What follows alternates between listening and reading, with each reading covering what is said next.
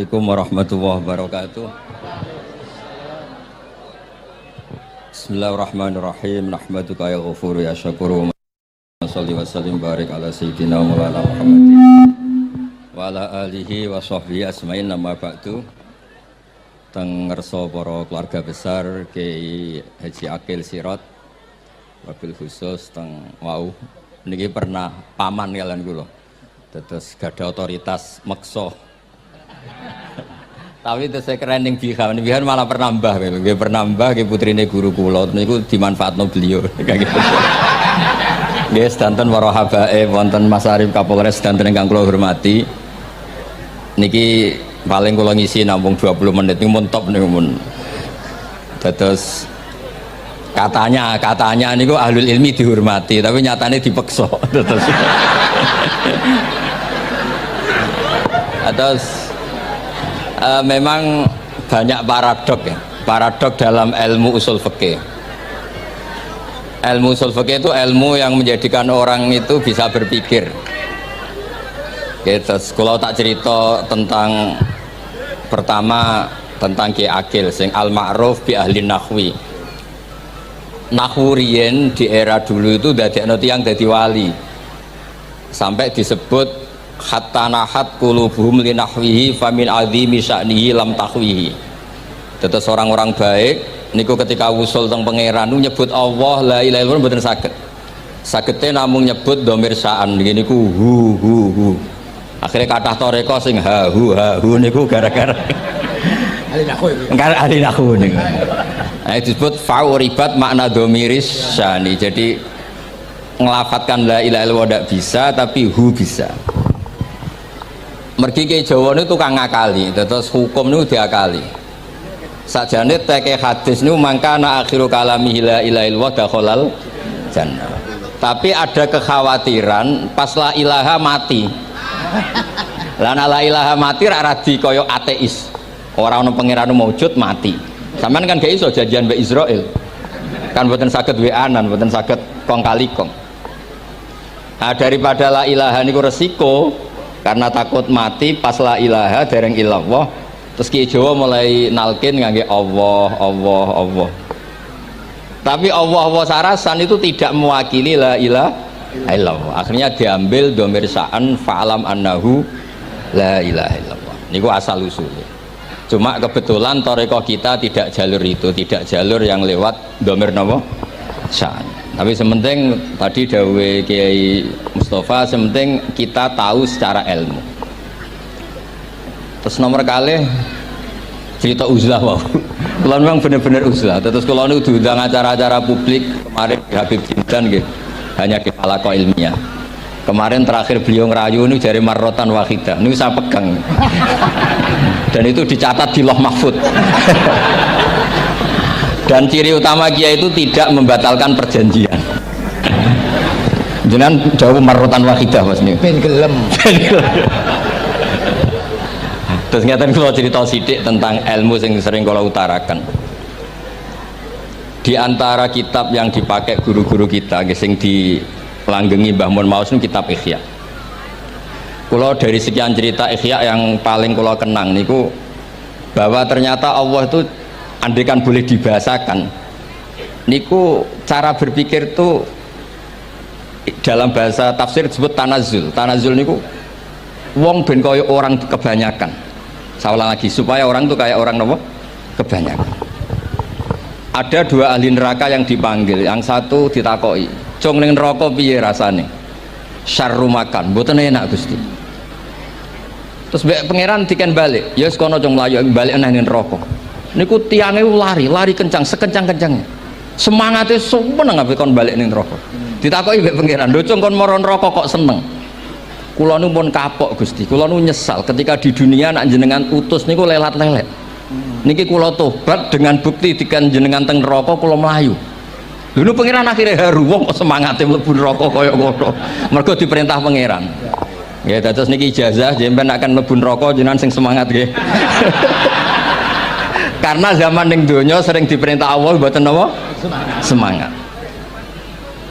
Nah niku kemungkinannya dibarno, kemungkinannya dipanggil. Lah yang itu terus dipanggil oleh Allah. Ya wis kaya wong apik, tak kongkon nurut tenan, semangat tenan, terus diken mlebu swarga. Nah niki ijazah pertama nggih.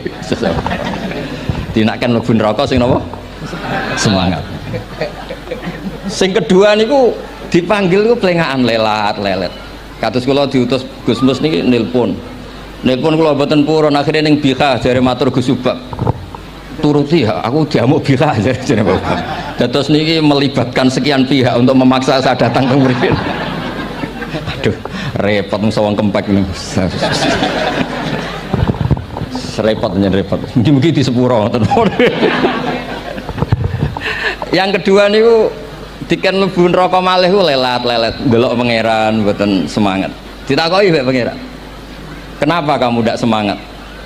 Saya itu tidak pernah ngira jenengan yang baik sudah masukkan saya ke surga, kemudian jenengan nyuruh lagi saya ke neraka. Saya tidak pernah mengira engkau itu seperti itu. Terus Allah nggih, ana indadzoni abdibi. Ya serapopo swarga wae swarga. Ini dua ijazah untuk sampean supaya bisa masuk napa? Swarga. Terus kita tidak pernah tahu napa Gustofa ngundang kula nyenengno wong akeh ganjaran, napa meksa wong alim dosa, mboten ngerti kula carane. Karena dalam ilmu usul fikih, kembali ke usul fikih, kula nu gak ada khazanah kathah tentang debate pangeran kalian nabi ini. Kathah, mboten satu dua contoh di beberapa kitab tafsir. Suatu saat kula sering cerita niki, suatu saat Khalilur Rahman Ibrahim itu kedatangan Israel. Kamu mau apa? Mau matikan jenengan? Kata Nabi Ibrahim, harro'aital khalil yumitu khalilah. Mosok aku kekasih pangeran dipateni, mosok orang yang dicintai membunuh yang dicintai, orang yang mencintai seseorang kemudian membunuh yang dicintai. Tidak ada itu. Akhirnya Israel matur teng pangeran, cara politiknya ngeten, wau sing cara lagi seneng ngendikan politik. Wani kiai lengser dari beliau. Ono. Nah kula niku ahli tauhid wis pancen kodok kodare ngoten mawon, dadi mboten berpikir ruwet-ruwet. Terus Israel kan mboten biasa logika, kan malaikat itu SOP kan, mboten biasa logika. Akhirnya matur pangeran, kata Ibrahim, masa kekasih bunuh yang dikasih, masa yang mencintai bunuh yang dicintai. Tapi Ibrahim baru sadar ngadepi pangeran gitu, lebih pinter. Terus kan ketika Allah fakullahu, katakan ke Ibrahim, harlo aital khalil yakrohu ayal khalilah. Mosok jari seneng aku kok ketemu aku rawani. Jari seneng kok rawani ketemu. Lah niki sampean aku pengen mati, monggo ngangge ilmu sing niki. Wong jari seneng pangeran kok rawani ketemu pangeran. Jeneng, nak seneng seneng ketemu. Ibrahim seneng terus akhir. Yo mati saiki ra apa mati saiki. Terus kedua, niki cerita karena ini pondok ilmu, orang harus biasa pakai logika usul fikih. Politik juga gitu. Nak kiai politik rawan kena syubhat. Tapi nak wong soleh oleh politik, kue ridho dipimpin wong fasik-fasik kabeh. Ya, mboten ngerti, mboten bener di pokoknya ngoten. Yes, itu memang logika usul napa? Fikih. Logika usul napa? Fikih. Ketika Nabi Adam badhe didamel niku materinya saking bumi. Pertama sing diutus Jibril ambekan qabdotan minal ardi, segenggam bumi, saya mau bikin Adam, materinya dari bumi. Setelah datang ke bumi mau ngambil ista'adzat billah.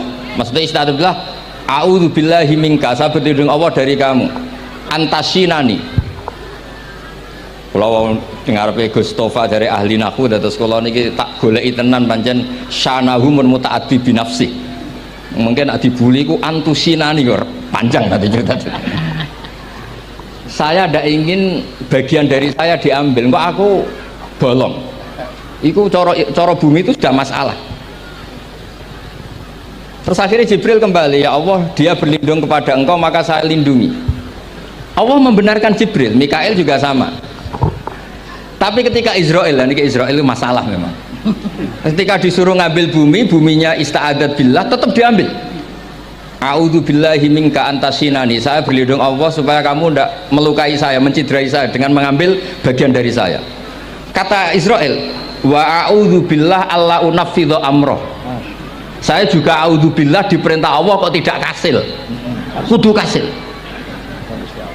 Lah saya tidak tahu yang benar istiadatnya Jibril apa istiadatnya Israil. Terus memang sudut pandang. Makanya dulu ketika banyak pondok putri itu kiai-kiai kuno dulu itu menentang. Alasannya nggih, nak bojone jelas khawatir kiai ini kecobaan itu jelas. Tapi banyak kiai itu nggih khawatir tenan. Kecoba fitnatin nisa. Tapi ketika logikanya dibalik, apa kamu ridho para perempuan-perempuan muslimat itu tidak dapat pendidikan apa? Agama, hanya karena orang soleh tidak punya nyali, tidak punya peduli mengajar.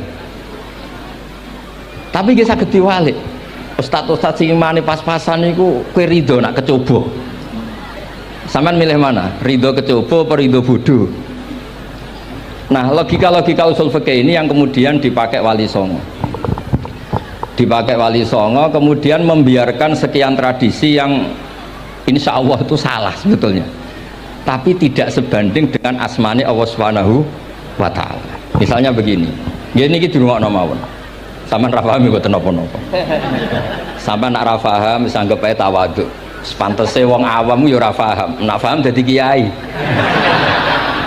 Terus biasa mawon sampeyan nak ra paham aja tersiksa. Umpamane jenengan mboten kiai kok kon paham. Nah sampean pinter kados kula mestine orang ngrungokno, semangatnya hasud. Terus rivalitas berkono. Nah cara Mbah Mun nak cerita ngoten, dhisik ke zaman bodoh iku angger kiai mbok cucuk. Bareng padha kiai niku koyok saingan. Niku pun sunatullah ndak bisa dihindari, niku pun sunatullah. Terus kembali lagi ya. Logika-logika usul fikih niku dipakai oleh Wali Songo. Ngeten ada cerita ini rungok nonton. Itu sudah saya cek di beberapa riwayat termasuk di Musnad Imam Ahmad.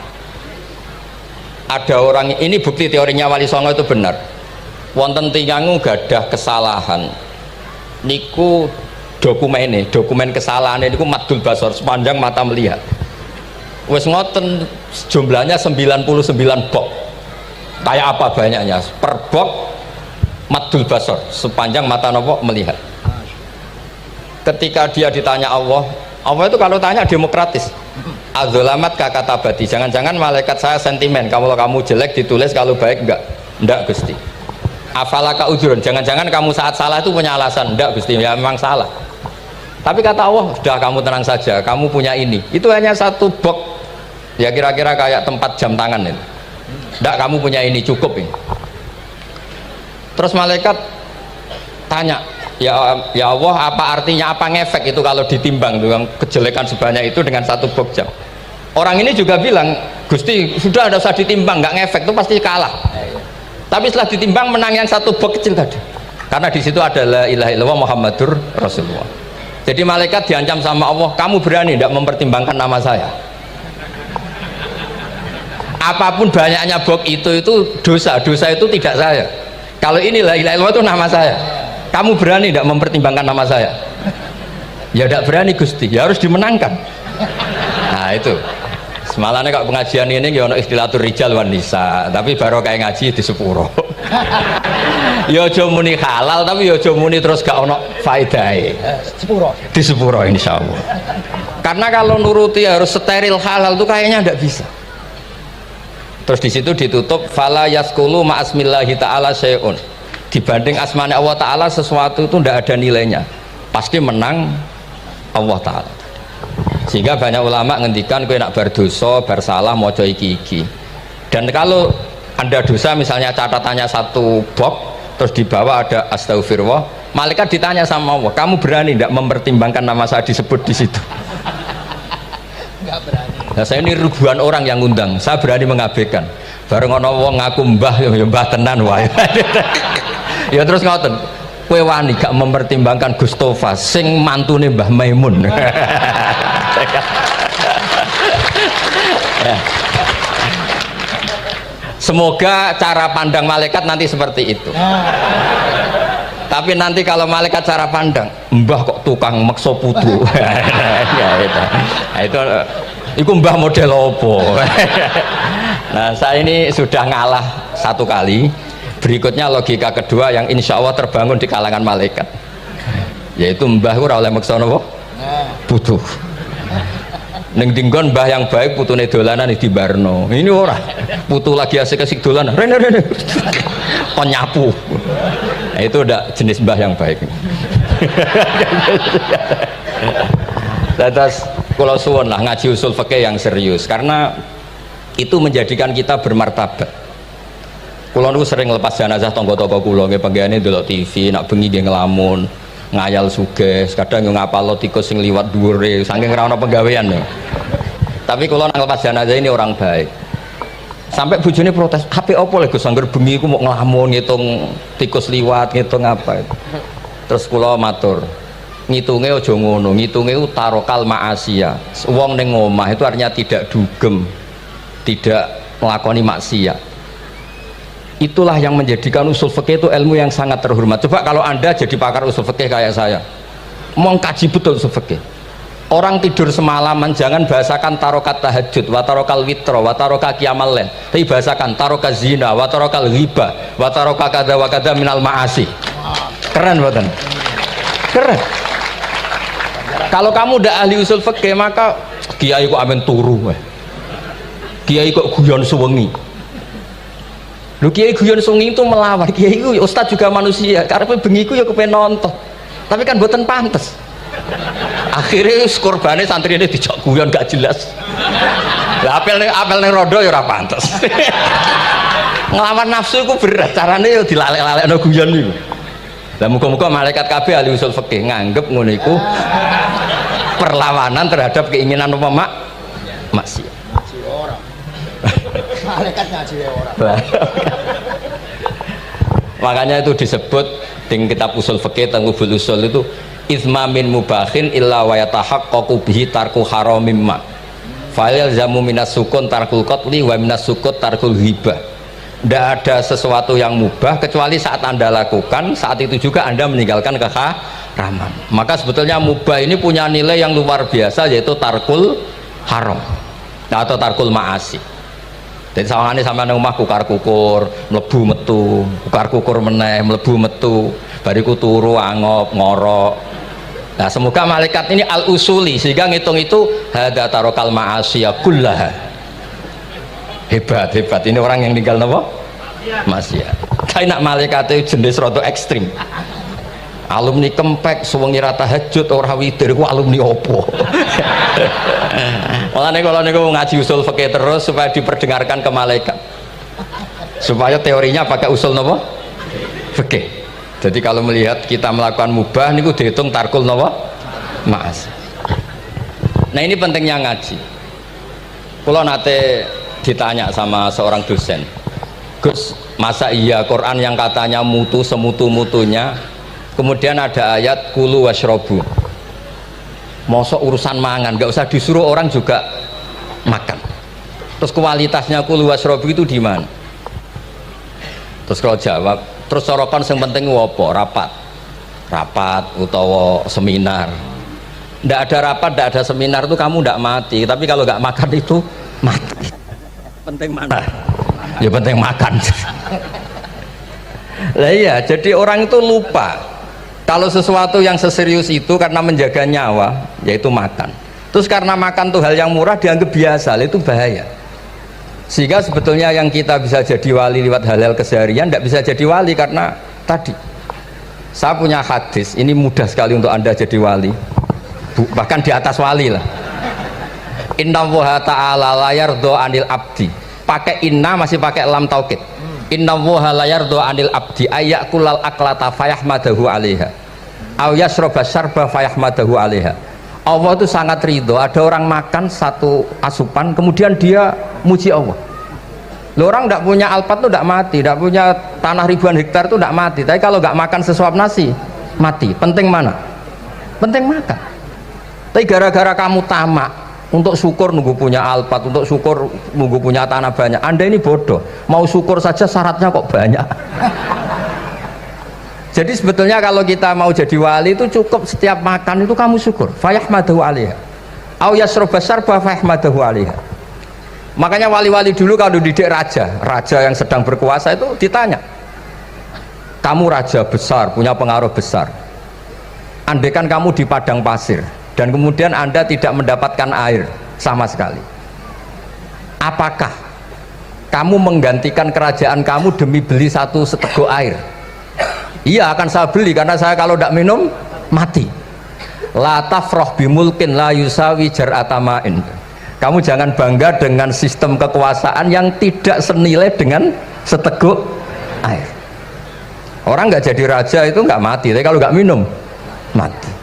Terus akhirnya dosen itu tahu, wah berarti kulu wasrobu itu luar biasa, Gus. Sangat luar biasa. Makan dan minum itu luar biasa. Makanya terus ada kiai mertamu mangan. Kalau tadi baru datang kon mangan. Di sini ya ada mangan. Ya saya anggap aja itu proses jadi wali, ngoten Pak. Jadi segampang itu jadi wali. Nah, kemudian gara-gara torekoh terus jadi wali ku repot kon maca 10.000 wiridan kon opo. Kesuwen nih cara-cara kesuwen. Karena ini partai gak torekoh tadi. Dulu abahnya Mbah Maimun Mbah Zubair itu kalau disuruh wiridan lama-lama itu nggak mau. Sementing diridani pangeran, maca kok akeh-akeh. Nah, itu partainya partai ahlul ilmi. Ya partainya partai ahlul apa? Ilmi. Nah kemudian karena saya ini nekuni tafsir ya, itu saya kepengen ya menggerakkan supaya ilmu Quran itu menarik. Caranya apa? Cari sisi ekstrimnya. Kalau bolak-balik, kenapa sih orang nggak janggal? Nggak janggal itu udah iskal. Quran itu kan kalamu, salah lagi Quran itu kalamu. Masa iya Allah yang Tuhan kemudian ngendikan iya kana butuh iya kanas tai. Kepadamu aku menyembah. Masa Allah ngendikan gitu pada kekasihnya Nabi Muhammad? Padahal Allah itu al-ma'bud bukan abid. Allah yang disembah bukan yang menyembah. Semua ahli tafsir, saya bukan bilang sebagian, semua ahli tafsir pasti ngendikan begini. Wa yuqaddaru qabla qaulihi ta'ala iyyaka na'budu qulu. Sebelum iyyaka na'budu itu ada kata yang disimpan yaitu qulu. Jadi iyyaka na'budu itu betul ngendikane Allah, cuma sudah dikasihkan Jibril kepada umatnya Rasulullah. Jadi Jibril bilang gini ke Rasulullah Muhammad, qul iyyaka na'budu. Kemudian Nabi juga bilang ke umatnya qulu iyyaka na'budu. Jadi ini kalamu yang sudah milik kita. Nah berhubung milik kita, kita sah mengatakan iyyaka na'budu. Karena kalau tidak janggal, masa iya Allah berdoa ihdinas siratal mustaqim, tunjukkan kami jalan yang benar. Lah kalau ihdinas siratal mustaqim kalamu berarti kan Allah yang berdoa. Nah, sehingga semua tafsir bilang sama, wa yuqaddaru qabla qauli ihdinas siratal mustaqim qulu. Nah, terus ada mufassir lain bilang jangan mulai iyyaka na'budu ya semuanya, mulai bismillah, qulu bismillahirrahmanirrahim. Masa iya Allah sendiri yang bilang bismillahirrahmanirrahim? Nah, dengan tafsir seperti ini terus kita akhirnya lagi-lagi kembali ke usul fikih, kembali ke balaghah, kembali ke nahwu. Kalau enggak, ya Anda akan menafsiri Quran pakai logika Anda sendiri. Sampai ada mungkirus sunnah. Pokoknya sementing kembali ke Quran. Orang roh Quran itu kayak apa? Saya kemarin ngaji di Sedan di daerah saya bilang, Sayyidina Umar itu Islam sebelum minta hidayat. Khalid bin Walid ya Islam sebelumnya ya tidak minta hidayat. Nah itu kan janggal. Padahal katanya Quran itu hudal lil muttaqin, petunjuk bagi mereka yang takwa. Padahal tidak ada sabkut takwa untuk Umar. Umar tidak pernah takwa, tapi nyatanya Islam. Bahkan dia masuk ke rumahnya Zaid bin Arqam itu mau bunuh Nabi, mau nyari Nabi, bukan mau Islam. Tapi ketika dengar iparnya membaca Toha ma anzalna alikal qur'ana litasqa, kemudian dia masuk Islam. Lalu gimana tentang hudalil muttaqin, petunjuk bagi mereka yang takwa? Banyak ulama yang mengatakan lil muttaqin itu balaghahnya lil iktifa, lil muttaqina wa ghairihim. Jadi Quran itu petunjuk bagi yang takwa dan yang tidak takwa. Dan itu di bahasa Arab sah. Di bahasa Arab sah. Misalnya gini ya, kalau sampean punya ponakan dolan, cong-cong nang mangan. Ya maksudnya ya mangan mbek ngombe, mangan tok seretan mati kan. Itu kan satu paket. Sarobila taqikumul harra wal barda. Pakaian yang melindungi dari panas. Di situ gak disebut wal barda, tapi artinya juga wal barda. Karena kalau tidak diartikan lil iktifa, nanti Quran itu memberi petunjuk bagi yang sudah muttaqin. Corong doang nguyai segoro, wis takwa kok. Nah ini kita butuh ahli tafsir yang al-usuli. Karena itu yang menjadikan Quran punya kualitas lagi. Seolah lagi punya kualitas lagi. Kalau ndak, Quran tuh kayak biasa-biasa saja, kayak tadi kulu wasrobu kayak dan seterusnya dan seterusnya. Jadi kalau suwun barokahnya hormat sama orang alim kados Ki Akil, Ki Siras dan tenaga keluarga mriki. Orang menghidupkan logika ilmu lagi. Jadi kalau seneng lah nak dalam Gusmus ahli ilmu boten krono niat fakir boten. Biar sampean ngerti lah kalau ngadepi ahlul ilmi itu pun boten level. Ahlul ilmi itu kalau punya logika itu tidak bisa dibantah. Saya beri contoh sekian contoh yang nyata yang diajarkan Rasulullah SAW. Nabi itu pernah mau dipermalukan orang karena Nabi ngendikan la adwa wala tiarata, tidak ada penyakit menular. Terus ada orang iseng kok onta yang kena kudisen itu dijejerkan yang waras ikut kena kudisen. Terus orang ini tanya, ya Rasulullah ini tadi sehat tapi kena onta yang kudisen ikut kudisen. Nabi tanya lagi, faman adal awal, yang kudisen pertama ketularan siapa? Wah itu dari Allah ya, maksud saya seperti itu. Jadi ada terus orang-orang kafir itu cara berpikir aja alal alihata ilaha wahida inna hadalah syai'un ujab. Muhammad ya tentu mereka masih jangkar. Muhammad problem kita ini banyak. Kalau Tuhannya satu tidak cukup. Ada problem kredit macet, ada problem macam-macam kan, utang piutang macam-macam. Kalau Tuhannya satu tidak cukup. Kita butuh Tuhan banyak karena problem kita banyak. Lalu Nabi mengajarkan mereka apa logika yang dibangun. Kalau kamu jadi buruh, kemudian majikan kamu banyak, semuanya merintahkan kamu, kamu bingung enggak? Ya bingung. Tuhan kamu itu majikan kamu, kalau banyak-banyak perintah semua kamu yang bingung. Ya sudah mat Tuhannya satu saja. Itu disebut wa daraba rasulan daraba masalah rajulan fihi syuraka umutasakisuna wa rajulan salamal lirajul. Nah, sekarang itu kita ini mulai kehilangan fatonahnya Rasulullah SAW. Nabi dulu itu kalau nerangkan ilmu itu logikanya gampang sekali, logika yang dibangun tuh gampang sekali. Ada orang cerita, ya Rasulullah saya ini ada sekian anak saya, yang paling saya cintai satu, apa saya boleh melebihkan yang paling saya sayangi dalam pemberian? Nabi jawabannya itu tidak langsung jangan enggak. Apakah kamu berharap bahwa mereka semuanya baik ke kamu? Iya semuanya saya ingin baik ke saya. Ya kalau gitu jangan ya. Kan tidak fair kita mengunggulkan yang satu, melebihkan yang satu, sementara kita berharap semuanya baik. Itu tidak fair kata Nabi. Jadi dulu Nabi itu terus ini yang cerita fikih. Dulu Ahlul Madinah itu mangga itu masih pentil sudah dijual. Pentil dijual harganya 2 juta. Masa iya pentil harganya 2 juta? Karena dengan asumsi sudah jadi mangga. Tapi ketika Nabi datang di Medina dan penduduk Medina itu abkhosna sikailan, orang paling buruk dalam pertimbangan dalam jual beli. Nabi cara ngendikan itu unik. Aro'aitum lau anna waha yamna'us samra fabima yastakhillu ahadukum mal akhi. Kalau pentil ini ternyata kena angin terus kemudian tidak jadi buah, lalu kamu nerima uang 2 juta itu atas nama apa? Atas nama beli pelem, nyatanya belum jadi mangga. Mosok kalau pentil seharga 2 juta. Semenjak itu terus Ahlul Madinah sadar kalau jual buah itu nunggu ba'da buduwi solahiyah, setelah samroh ini berbentuk. Tapi Nabi tetap ngendikannya pakai logika. Nah sekarang banyak kiai yang sidik-sidik neraka. Sebenarnya Nabi itu ngajari logika. Ada pemuda dia itu hipersek, mau masuk Islam tapi tetap boleh bebas. Saya ini ingin Islam tapi jangan larang seks bebas. Wah itu sahabat semuanya melarang ketemu Nabi karena ini ngawur betul, masa pamit Islam kok. Tapi setelah gaduh Nabi tanya kenapa gaduh. Ada pemuda mau masuk Islam tapi yasta'izinu fi zina, dia minta izin supaya tetap boleh zina. Kata Nabi suruh ke saya ke sini. Setelah datang di depan Rasulullah, logika yang dibangun Nabi itu luar biasa. Atuhibbuhu li bintik, kamu suka punya anak putri kemudian jadi demenannya orang laki-laki hidung belang? Ya enggak, saya bunuh orang itu. Andai kan itu ke ibu kamu, saya bunuh orang itu. Atuhibbuhu li bintik, atuhibbuhu li ummik, atuhibbuhu li ukhtik, atuhibbuhu li kholatik. Kamu suka punya anak putri yang jadi demenannya orang? Ya tidak suka ya Rasulullah. Kamu suka kalau punya ibu didemeni orang banyak? Ya tidak suka Nabi.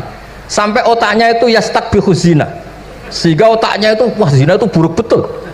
Akhirnya ya Rasulullah sudah saya mau se-Islam tanpa zina-zina. Karena logika yang dibangun Nabi itu luar biasa. Nabi pertama mengingatkan atuhibbuhu li bintik, atuhibbuhu li ummik, atuhibbuhu li ukhtik, atuhibbuhu li kholatik. Sampai dia ini nggak bisa apa-apa. Sudah Nabi sudah. Jadi logika ini yang harus kita waris. Lagi-lagi kembali yang bisa waris itu ahlul ilm. Sama itu kan kayak diskusinya Nabi Yahya dan Nabi Isa. Nabi Yahya itu suka berkawan orang-orang soleh. Setiap berkunjung di mana itu nyari yang orang-orang soleh. Ditanya kenapa kamu berkawan orang soleh? Ya berkawan orang soleh itu asik. Tapi kalau Nabi Isa enggak. Kalau ada desa-desa yang masih hitam, masih merah itu dikunjungi, kemudian dibina.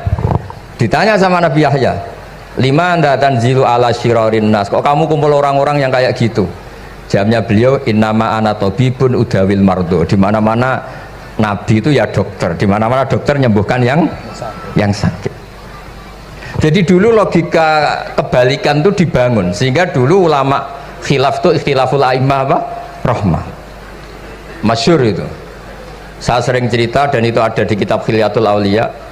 Nabi Yahya itu lebih ceria. Nabi Isa itu agak sering cemburut. Atau kebalikannya, pokoknya yang satu tuh mali aro ka'abisan. Ka'annaka taqnatu min rahmatillah. Kamu kok sering cemburut, seakan-akan rahmat Allah itu terbatas, wong kok ora iso syukur. Yang satu gojlok, mali aroka dohikan ka annaka ta'manu mim makrillah. Kowe kok guya-guyu, kok is bebas kon neraka wae gitu. Nah, sehingga ya itu tadi sudut pandang. Makanya saya sering cerita dulu kalau Said Abdul Al-Haddad itu tanya, "Cung kowe ngaji sapa?" Ngaji si A. Kiaimu tau nangis? Ndak. Ojo ngaji, kiaimu ati atos, kiai kok ora iso nangis. Tapi kalau Abdul Hasan Asadili kebalikan, cung kowe ngaji sapa? Ngaji si A. Kiaimu tahu guyu nak ngaji mboten nate. Ora usah ngaji wong ora iso syukur. Jadi nah itu yang akhirnya menjadi keseimbangan khaufau wa tama. Ada khauf, ada apa? Roja. Sehingga karena sudut pandang itu nggak bisa dihilangkan, sawalangnya nggak bisa dihilangkan. Ini yang sering diceritakan kisah itu kakaknya ini. Dulu Muhammad bin Hasan Asy-Syaibani, Imam Syafi'i itu lama sekali beliau jadi ulama top yang suka fikir. Dianggap fikir itu aman, ngeringankan hisab. Enggak jenengan fikir yang dihisab malaikat apanya kan? Kan nggak bisa ngisab jenengan. Apa saja tidak punya. Punyanya problem. Nah, setelah ngaji sama Imam Malik, Imam Syafi'i tanya, yang ilmunya setingkat jenengan siapa? Kata Imam Malik, sebetulnya Abu Hanifah, tapi orangnya sudah meninggal, tapi ada muridnya namanya Muhammad bin Hasan Asy-Syaibani. Kamu ke sana dari Madinah ke Irak, dulu tempatnya di Baghdad. Setelah di Irak, Muhammad bin Hasan Asy-Syaibani itu kalau ngitung uang tuh di meja, emasnya itu banyak, uangnya banyak, dia hitung di meja, malah kaget. Saya ini gedeng kiai, kedunyan ini ketemu kiai, kedunyan. Ya karena Muhammad bin Hasan Asy-Syaibani itu wali, kamu tanya, kamu heran ya ada kiai kaya? Iya. Ya sudah, kekayaan ini kasihkan orang fasik, biar dipakai demenan, dipakai mabuk, dipakai ini. Terus, ya jangan, kalau kena orang fasik bahaya, jenengan saja. Semenjak itu Imam Syafi'i mulai rodok seneng duit. Jadi ada ceritanya soalnya kok diangen-angen, nah terus keterusan umatnya kayak gini-gini tuh. Jadi ini cerita nopo istihad apa? Cerita nopo istihad. Sama pangkat juga sama. Gue seneng nak wong soleh-soleh tidak ikut ngurus negara ini. Mau dikemanakan negara ini. Tapi ada yang berpikir, gue seneng nak wong soleh terkontaminasi. Ya sudah monggo. Sing serapayu jabat, nggih berpikir zuhud. Sing payu yo berpikir politik. Yang penting semuanya itu berdasar ilmu. Yang penting itu semuanya berdasar apa? Ilmu. Karena ilmu ini basis yang paling diridani Allah Subhanahu wa ta'ala. Masyhur itu di Ihya sering diceritakan Imam Ghazali, ana alim uhibbu kulla alim. Kata Allah, saya ini alim dan sangat mencintai orang alim. Karena orang alim ini yang tahu perspektif. Orang yang enggak, yang ngiranya, saya ulang lagi, yang ngiranya itu enggak ilmiah. Di depan orang alim itu sangat-sangat apa? Ilmiah. Yaitu tadi misalnya ada ayat wa min ayatihi manamukum bil laili wan nahar. Masa iya tidur yang ngorok semua turunnya secara jelas kok jadi wamin ayati. Tanyakan ahli medis, sistem tubuh kita kalau nggak tidur tuh kayak apa rusaknya. Dan toat pas-pasan ini satu-satunya solusi yo turu. bengi ngempet kepen delok dangdut, delok dugem. Bareng turu jebule esuk wis bar, alhamdulillah. Cara melek iman kamu seberapa? Tarikan-tarikan maksiat posisi kamu terjaga bisa kalah kan? Tapi kalau tidur sukses kan tarkul maksinya. Nah, karena tidur itu sukses menghilangkan maksiat disebut wa min ayatihi manamukum billaili wan nahar. Sampai Imam Ghazali ngendikan di makalah itu, sehingga nanti ibadahnya umat ini di akhir zaman an-naumu, ibadah terbaiknya itu tidur. Jadi mulai maksud kula ngeten lho. Sampai nanut jalur wong alim dia turu ya ibadah, tengok-tengok ya ibadah, jagongan nggih ibadah, gojol-gojolkan ambek kanca nggih napa? Ibadah. Karena ini semuanya kul bi fadlillah bi rahmati fa bidzalika napa? Falyafrahu. Tapi kalau kamu tidak punya basis ilmu, adanya suudzon. Kiai kok jagongan guyon sewengi ku kiai opo? Kiai kok turu sewengi ku kiai. Karena basisnya ada ilmu. Padahal jelas ketika Rasulullah bikin urutan kebaikan, pertama Nabi ngendikan kamu menolong orang. Jika tidak bisa, terakhir Nabi ngendikan takufu syarraka anin nas fa innaha shadaqatun minka ala nafsik.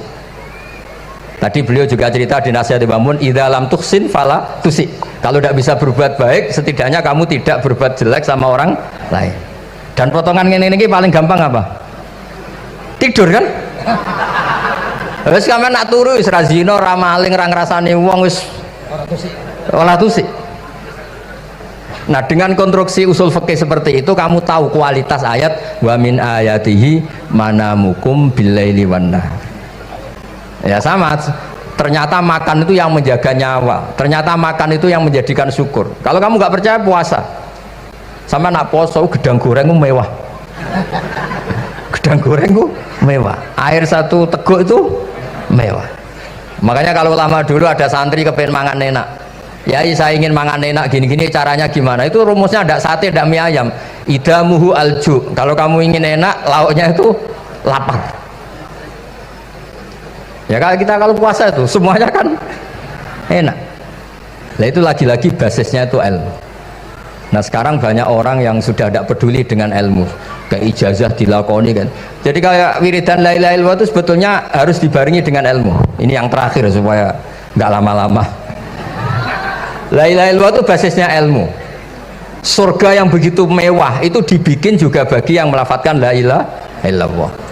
Neraka yang begitu ekstrim, sampai kalau benda dijatuhkan dari atas ke neraka itu sampai bawah nunggu 70 tahun. Bisa kamu bayangkan kalau kamu di dalam, naiknya susah itu. Ini dijatuhkan ke neraka itu sampai bawah nunggu berapa? 70 tahun. Loh, neraka sebegitu ekstrim itu dibikin untuk yang menolak la ilaha illallah. Berarti kalimat ini kalimat spesial. Kalimat yang neraka dibikin ya atas nama itu yang menolak, surga dibikin juga atas nama itu yang menerima. Itu satu saktinya la ilaha illallah. Sakti kedua, orang kafir 70 tahun ngelafadzkan la ilaha illallah sekali langsung dihukumi mukmin. Yufar lahum maqad salam. Qul lil ladzina kafaru iyantahu yufar lahum maqad salam. Orang yang melafadzkan la ilaha illallah Muhammadur Rasulullah itu dosa 70 tahun kafir itu hilang semua. Tapi gara-gara ada ilmu terus diumumkan tahlil dening Kiai Haji Niam mesti sing nguri, wah sawi gue mesti gue. Padahal kalau kamu tahu ilmunya tadi, ini kalimat yang luar biasa, kalimat yang bisa melebur dosa. Bahkan dalam madzhab Sadiliyah itu unik. Kalau kamu wiridan la ilaha illallah itu jangan istighfar dulu, istighfarnya belakangan. Alasannya Abdul Hasan As-Sadili itu fa'lam annahu la ilaha illallah wastaghfir li dzambik li hadhil kalimah. Orang kafir 70 tahun dia istighfar 100 kali nggak akan dimaafkan Allah, tapi ngelafadzkan la ilaha illallah langsung dimaafkan. Jadi orang bisa dimaafkan tuh barokahnya la ilaha illallah.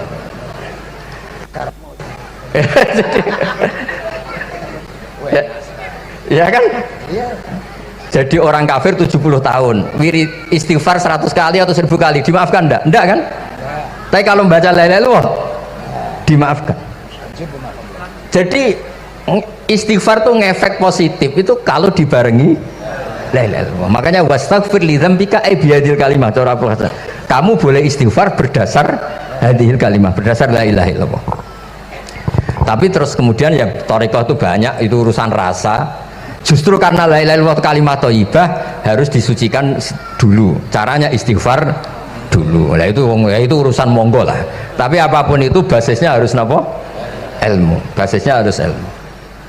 Jangan malah sentimen. Wong di kuburan wiridan la ilaha illallah dihukumi kafir. Nah, itu kan aneh. Wong kalimat ini yang kafir saja menjadi muslim, sekarang yang muslim menjadi kafir. Itu faham kok seaneh itu gitu kan. Ya karena basisnya ada ilmu tadi. Coba kalau basisnya ilmu, itu kan aneh betul. Hadil kalimah kalimatun soro bihal kafiru musliman. Fakaifa sorol muslimu bidzalika kafiron. Ini kalimat yang kafir saja menjadi muslim. Masa dengan kalimat yang sama yang muslim menjadi aneh gak? Aneh. Jadi kalau suwon, pokoknya basis ilmu harus sekuat-kuat. Caranya gini agak kiai kon sregep mulang ojo politik terus ngoten. Tapi politik itu bagian dari ilmu, wis ra iso diterangno les. Nggih ngoten mawon. Assalamualaikum warahmatullahi wabarakatuh.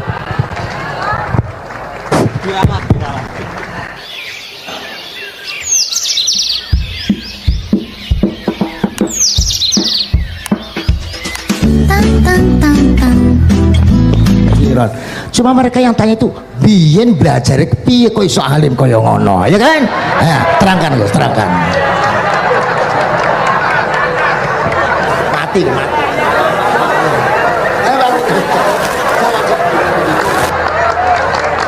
Setuju kan? Setuju? Sila. Asal dakaik.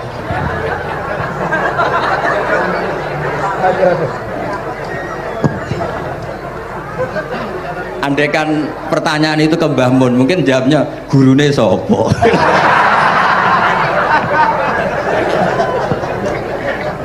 Tapi mungkin kalau ke mbah-mbah saya ya juga bapaknya nih Biha juga Mbak Abdul Aziz, mungkin putuku. Tapi kalau saya ingin cerita tentang saya paling ya, aku sregep. Yang jelas tuh dari kafadlu yuti apa? Mayasa. Tapi gini, kalau ini menghormati bahasa saya ini, kalau ijazah begini, dulu Mbak Mun tuh sering cerita juga bahasa hal. Kena kepengen ngalim, ku sinau sedurunge ngaji. Ya, misalnya kamu ngaji takrib atau ngaji wahab sama Mbah Mun, kamu baca dulu sebelum ngaji. Nah setelah dibaca, misalnya kamu baca rofa, kok Mbah Mun baca jer, kamu baca jer, Mbah Mun baca rofa, berarti goblok tulen. Karena semua teori Anda kok salah. Ya misalnya Mbah Mun baca wadakaro sopa al-musonifu, kamu baca wadakaro al-musonif. Berarti kan goblok banget itu. Ya kan ada cerita gitu, ada orang tuh nggak tahu betul Gus maknanya lam tardiman itu apa. Lam tardiman dicari di kamus tuh udah ada, ternyata itu di head lam tarodaman. Dia baca satu lam tardiman aja dicari di kamus sampai hidup mati lagi agak ada. Nah, jadi kamu baca dulu, misalnya di bab head lam taro naringali sopo mar'ah daman ing geteh. Ternyata ngaji Mbah Mun paginya jadi baca lam taro daman. Jadi kalau kamu malamnya baca lam tardiman loh kok. Jadi itu kata Dewi Mbah Mun mergo sorokan kabeh santriku sorak mungkin. Carane ngecek kebenaran Anda itu kayak moco sih. Nanti kalau kemiripannya 50% ya separuh alim. Kalau 70% ya serontok alim. Tapi nanti kalau kemiripannya sampai 100% dan berkali-kali, ya berarti kan sudah luar biasa. Jadi yang ngaji sama Ki Mustafa, Ki Niam, saya mohon santri-santri itu belajar dulu, biar bisa ngecek nanti guru saya baca kayak apa. Pada salah ya Gus. Kenapa lah? Pada salah. Karena kiai itu kalau salah ya mau ngalah. Ini ceritanya bangun betul. Ada kiai nggak tahu apa kakean mergawe kakean politik nggak tahu. Wal babi lan walang. Terus ada santri, kalau gak ada makna kok lawang. Ya walang sing lawang cung. Mau ngalah. Terus watini lan wit alu. Gurune maca alu. Kalau gak ada makna kok elo. Lah ya wit telu kena gua alu cung. Tapi saya menangi kiai itu kalah sama santri itu. Saroko nyolong sapa wong albedo tangi anduk. Terus gurunya kaget. Cung kok anduk, cung. Bareng didelok endok. Karena kalau pegon kan anduk sama andok itu podo ya. Ini ada podo. Tapi kiainya akhirnya kalah. Memangnya nyolong anduk boleh? Yo ora dong, yo haram. Ya podo ae kalau gitu nyolong. Nyolong endok ya haram, nyolong anduk haram. Lo cerita itu masyhur itu. Kalau cerita yang terkenal di Lirboyo itu kan ada santri dari Jakarta di kelas. Gurunya bilang Ja'a Zaidun, Zaid datang. Waro'a itu Zaidan, saya melihat.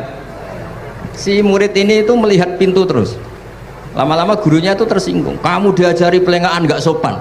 Habis Ustadz bohong. Lah kenapa bohong? Katanya Ja'a Zaidun, Ra itu Zaidan. Zaidnya mana?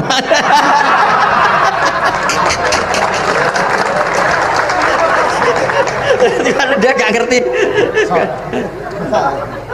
Zaid datang, saya melihat. Mana orangnya kok dibahas-bahas terus itu. Ya, jadi yang serius tadi, kalau sampean ingin nguji kualitas Anda, makanya saya dulu itu pede baca kitab di depan bangun karena ya ngecek. Dan dulu itu Gus Gofur, Gus Kamil sebelum ngaji ya itu mesti sinau sama saya. Nanti ketika Mbah Mun baca tadi, kalau kemiripannya kita 90% ya bagus, syukur-syukur sampai 100, dan itu terulang sampai Wahab Hatam, Jamul Jami' Hatam, sehingga kita tahu. Jadi kalau diskusi kita kok salah ya tahu, kalau benar ya tahu, kalau tahqiq ya tahu. Biasanya kalau tahqiq itu Mbah Mun karena takut nyalahkan kiai-kiai Jawa, kalau baca 2 kali, misalnya begini, Yasmalu, kadang diwaca Yasmilu ora apa-apa nggih Jawa wae gitu. Karena kalau kita memaksakan sampai benar seperti di kamus, kayaknya kalau Ki Jawa itu berat sekali. Dumeli bojo bolak-balik mesti ora goblok wis apik lah. Karena kalau baca tahqiq itu kan butuh kamus. Yang benar itu Yasmalu misalnya. Tapi kan populer juga orang baca Yasmilu. Saya itu menangi loh, Ki Jawa dulu baca Simai itu menangi, Master Simai. Lama-lama setelah banyak alumni Al-Azhar terus berdasar kamus baca Samai semua sekarang. Saya menangi kiai itu baca Dilalah. Lama-lama karena sekarang udah banyak punya kamus, baca Dalalah, Fa'alah. Jadi kiai itu juga kadang-kadang keteror muridnya. Makanya Syekh Zakaria Al-Ansori itu pernah ditanya, kenapa engkau begitu alim alama sampai dilakopi Syekhul Islam? Kata beliau itu lucu jawabannya, karena saya ini orang yang sial. Saya dulu punya guru namanya Ibnu Hajar Al-Asqalani dan punya murid namanya Ibnu Hajar Al-Haytami. Kata beliau, dukik tu bena hajaro ini. Saya ini digebek 2 batu. Kalau mau ngaji takut saya minta ampun karena disuruh baca sama Ibnu Hajar Al-Asqalani. Kalau mau ngajar takutnya saya bukan main karena Ibnu Hajar Al-Haytami itu cerdasnya bukan main. Jadi kalau saya salah itu konangan. Akhirnya dia jadi orang sial tadi. Mau ngaji ya belajar, mau ngajar ya belajar. Makanya meskipun ini pernah sepuh saya tidak berani ngaji beliau. Wah mesti meriang saya kalau ngaji. Jadi yang terkenal alim-alim mohon ngajinya dikurangi ya, karena ini kasihan gurunya. Kasihan gurunya. Nggih, pun cekap. Pun itu catat ya. Sebelum ngaji baca dulu. Satu lagi Gus. Sampean ketoke kiai desa kok kuliah. Betul kuliah? Oh nggih nggih. Pun dari belajar dari mana sampai kemana Gus jenengan? Dari Mondok sampai ke Jogja sampai Putih. Monggo.